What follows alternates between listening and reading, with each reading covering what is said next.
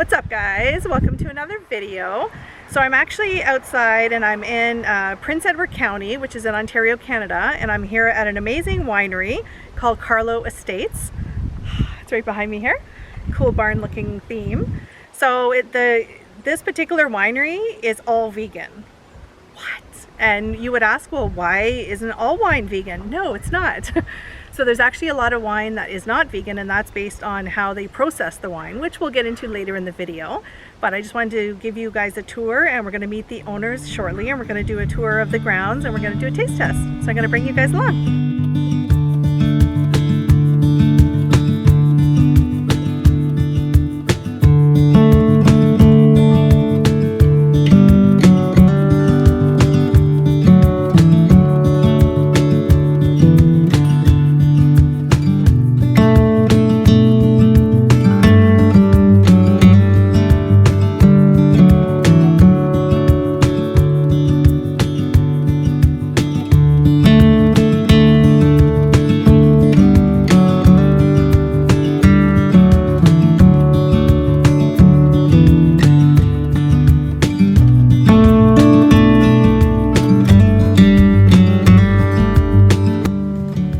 Welcome to Karlo Estates. This is Sherry. She started this business back in 2005 with her late husband Richard. They purchased this old barn that was about 200 years old, and they worked hard to restore it, and they started taste testing in 2010. Richard's skills won several medals in winemaking competition. You can read more about this on their website. Unfortunately, after 4 years of opening the winery, Richard passed away from cancer. His widowed wife, Sherry, had to learn everything to keep her and Richard's dream alive. Now, fast forward, a couple of years later, Sherry has a new partner now named Sax Brickaden. Sherry and Sax have been running the winery ever since with their talented team and official greeters consisting of 6 adorable cats.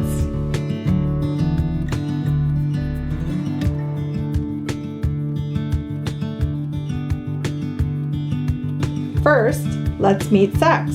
He'll tell you a little bit about himself. My background is business, and I founded about a half a dozen companies in the electronics industry. And then after meeting Sherry, retired. Retire out to a winery. Doesn't that sound lovely? It actually does. It does, but I've never worked so hard in my life. We never take time off, and we're always at it, so it's lucky we love it. But I did feel that I stepped into a situation where I could really help. A bit, particularly taking over some of the business side of it, because she's absolutely brilliant at marketing and sales and business in general. She's very aware, but there was too much to manage. For one person, yeah. Because, as I said, losing Richard, well, I still joke that it's taken 3 men to fill his booth. We have Derek Barnett, very, very esteemed winemaker he was named Winemaker of the Year. Back by Tony Aspler. He was named Wine Person of the Year he joined Sherry and me here in 2015 by the National Capital Sommelier Guild. And he's just a rock star winemaker, and we were super lucky to get him. But that was necessary because Richard left such as I said, big boots to fill. He had a whole bunch of string of gold medals. And so Sherry and I decided the best thing for the business is concentrate on the core of the business. Make sure that what's in the bottles is absolutely extraordinary, so it blows people away. And we want gold medal wines that happen to be vegan. And interestingly, the fact that they were vegan might be helping us get these medals. We've actually, in the first 3 months of this year alone, we picked up from no less than a dozen of the top wine writers in Canada, 21 gold medal scores. Wow. It's overwhelmingly good. So this used to be a dairy barn, and the floors in here were very wonky. And Richard did all his production here until the year he died. Sherry built an 8,000 square foot production building out back, and so all the winemaking was moved out there.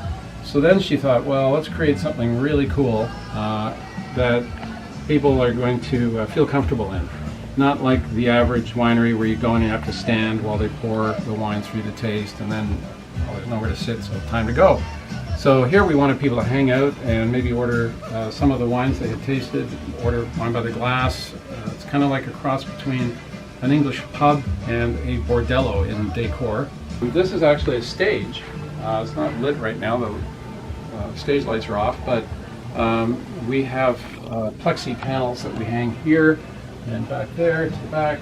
So there's like, we call it the fish tank stage. Oh. And so the musicians can perform here, and right over my head is a 10-inch exhaust duct that goes into a virus-killing system made by Lennox. It's a UVB system that kills 90% of airborne viruses.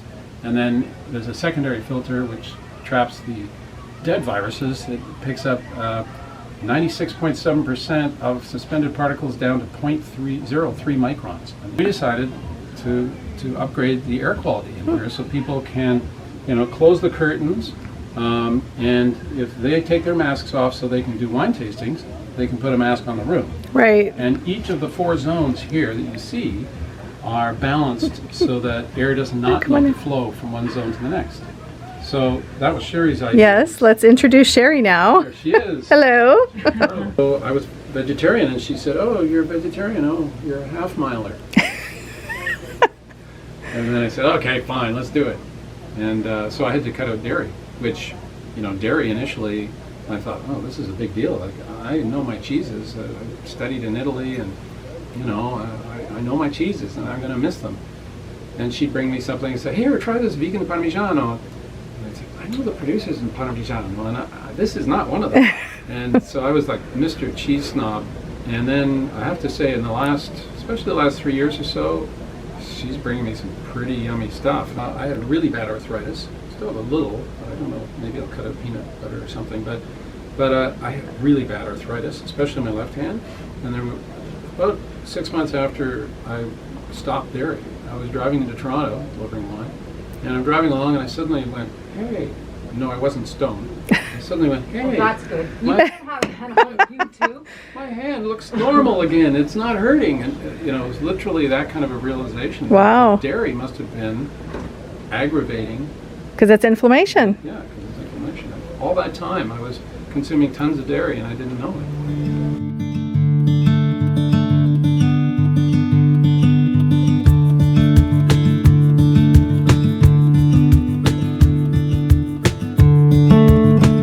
So this is our Patio Reserve Rosé.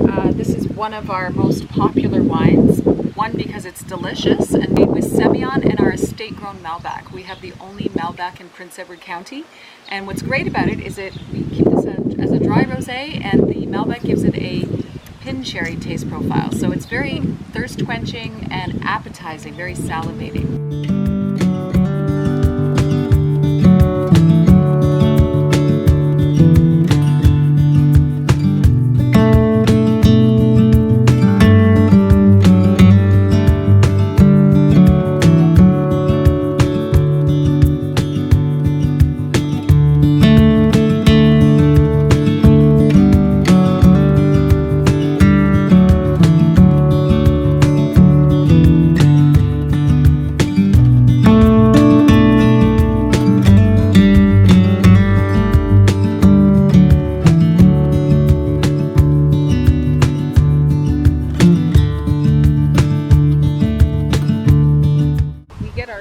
In multiple ways. We have estate grown, we have county grown, and we have Ontario grown. So we have Chardonnay and Pinot Noir on the property, of course, because we're in the county and that's what the county does so well.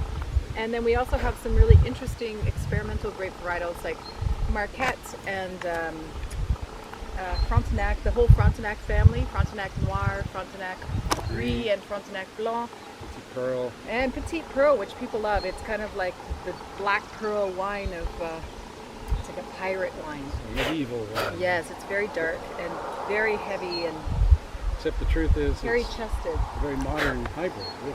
And then we also have the only 1 acre planting of Carmenere in eastern Canada and the only 2 acres of Malbec in Prince Edward County, and we're just about to release the Malbec. Well, it's so overwhelming. It's almost embarrassing. In the first 3 months of this year, we received no less than 21 gold medal scores from a dozen of the country's top wine writers, and so. You know, we're kind of speechless because 2 years ago I was strutting around like a peacock going, 8 gold medals, baby! 21 gold medal scores. Wow. This year. Derek Barnett, and who is our winemaker, and our assistant winemaker, Spencer Meyer, are the geniuses behind that, not me.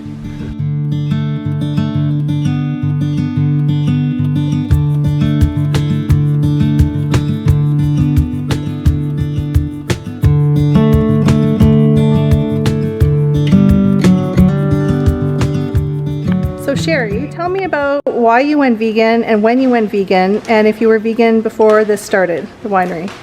So I started out being vegan for vanity reasons. I was actually, and not because I was cheap. I was in college and I didn't have a whole lot of money, so I basically went vegan because it was less expensive and it was an easy way for me to maintain my weight. After I caught my freshman 15, I had to do something. And then, of course, getting into it, I went to the Toronto Vegetarian Association annual summer event that they do down at Toronto Harbourfront, and I walked into a seminar on how animals are treated in slaughterhouses, and I was absolutely appalled. So that did it for me. I have to be honest, though, when I graduated from university and college, I got into advertising, and at that time it was really, really hard to be vegan when you were on set all day long shooting TV commercials, because I fell off the turnip truck, and then it wasn't until I got back to we moved full-time to the county, and I was surfing the net late at night, and again I saw some slaughterhouse stuff and I was just reconvicted, and since then I was absolutely appalled. I did not want to participate in that, and I was so angry because I understood that, like, not everyone's going to stop this right away, and I was just so upset. I thought the only thing I can do is just decide not to participate myself. I can't change the world, but I can change myself. So I told my late husband Richard that I found out that wine is not necessarily vegan. So I announced that I would no longer be drinking wine with him either because I was not participating. And so he set out to prove to me that he'd actually been making his wines vegan all along. Wow. So even before he went professional, he was making his wines vegan when he was an amateur winemaker. He was actually the one who recognized that it was a really great opportunity to get certified, because he thought if it was that important to me, it's going to be that important to other people. And he saw it as a great marketing opportunity to be first to market. But it's something that I'm really, really passionate about. It's a personal viewpoint for me. It's my part of my ethics. And so even though we're certified vegan, you don't have to believe me because we're certified vegan, but I am an ethical vegan, so there's no way we're not going to be vegan. Like, can you explain to the viewers, like, what makes, I know there's some, you know, the traditional way, I guess, in some traditional ways of making wine, it's not vegan. So if can you explain that? Yeah, so it's a bit of a long story. So the certification applies to just the liquid in the bottle itself. So wineries that are vegan certified are saying that the liquid in the bottle has never had any influence from animal products. And you might be saying, what are you talking about? Wine is made out of grapes, of course it's vegan. Well, there's actually some winemaking processes that will determine whether a wine's vegan or not. So the first process is fermentation, or fining the wine. So after you crush and destem the wine, there's little bits of seeds and skins floating around in the wine, and it kind of makes the wine look cloudy. So typically we can use time and gravity to let those little particulates settle out to the bottom of the tank, and then we use a pony pump and rack off the wine from one tank into another tank. And so it's kind of like separating an egg. And then there's a little valve at the bottom of the tank that we can open up and drain out the particulates. Now, sometimes a winemaker may need to go faster than what time or gravity will allow. So he or she will use something heavy and gelatinous to act like almost like a French press to push all those particulates down to the bottom of the tank so that they can pump off the clear wine. Right. Traditionally, winemakers have used things like isinglass, which is sturgeon fish swim bladders, casein, which is powdered milk. So if you have any milk allergies, you may have a reaction to that wine. Egg whites, some people are allergic to eggs, and of course with the fish, some people are allergic to seafood and sturgeon. So there's a lot more allergens in the wine. And back in the day in Europe, it was traditional also to even use pig's blood or ox blood, simply because they're a really cheap byproduct of the slaughter industry. So we use time and gravity, which is why most of our vintages are really kind of further along. But when we ever do have to use something to act as a French press, we use bentonite clay.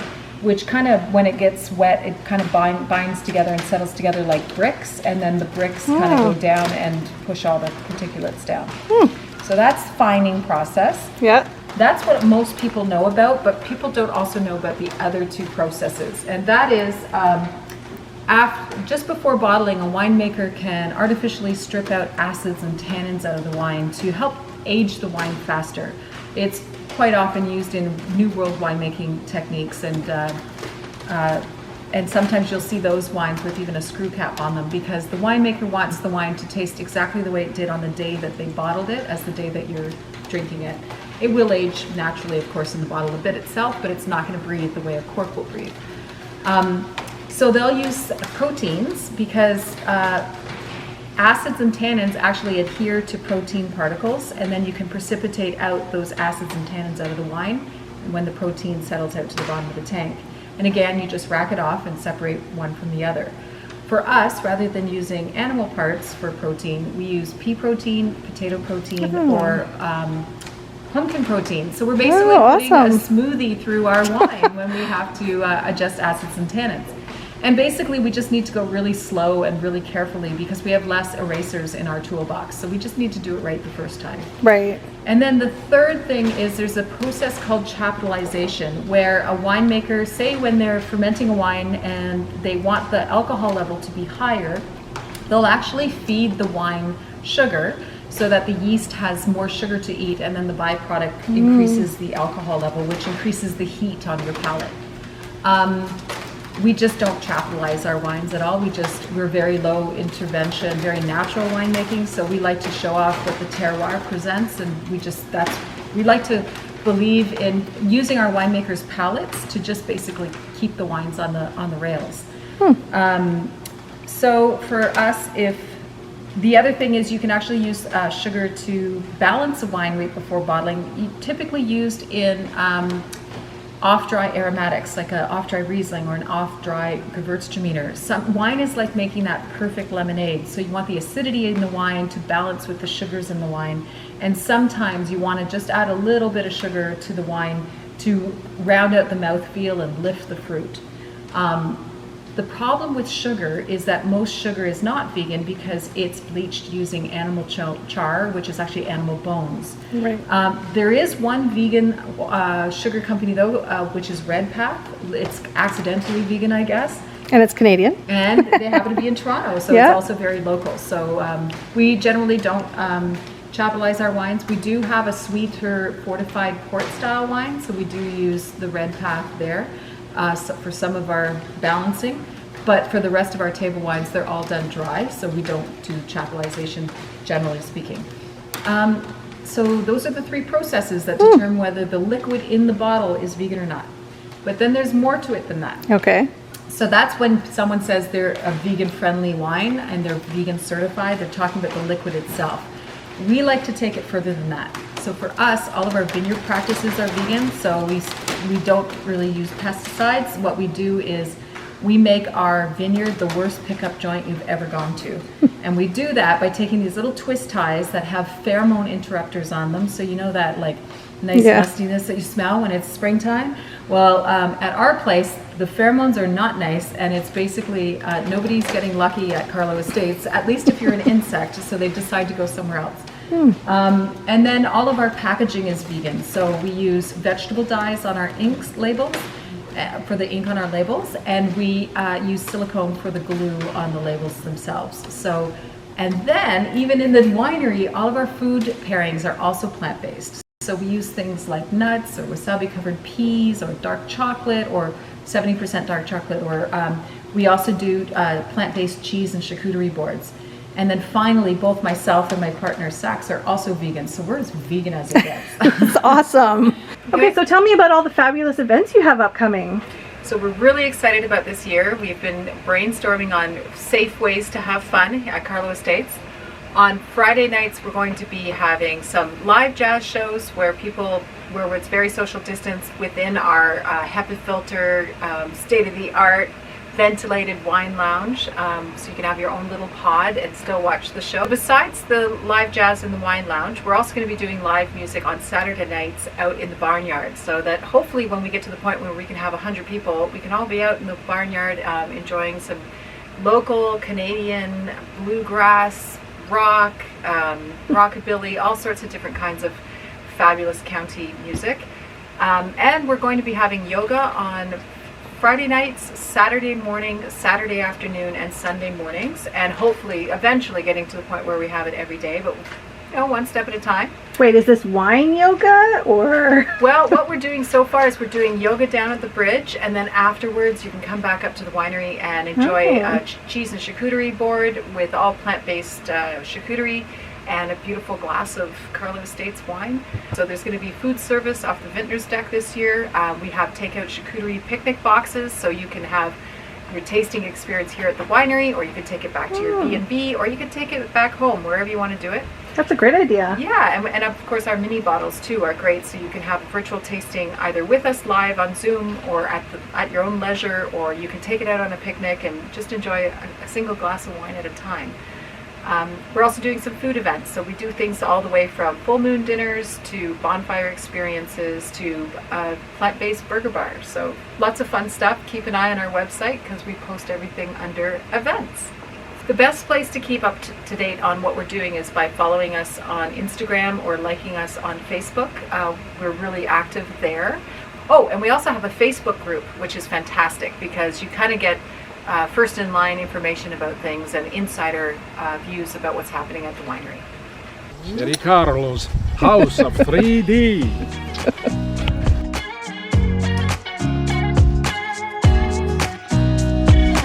Nobody told me to settle down. Day nights and late nights don't get around, but there's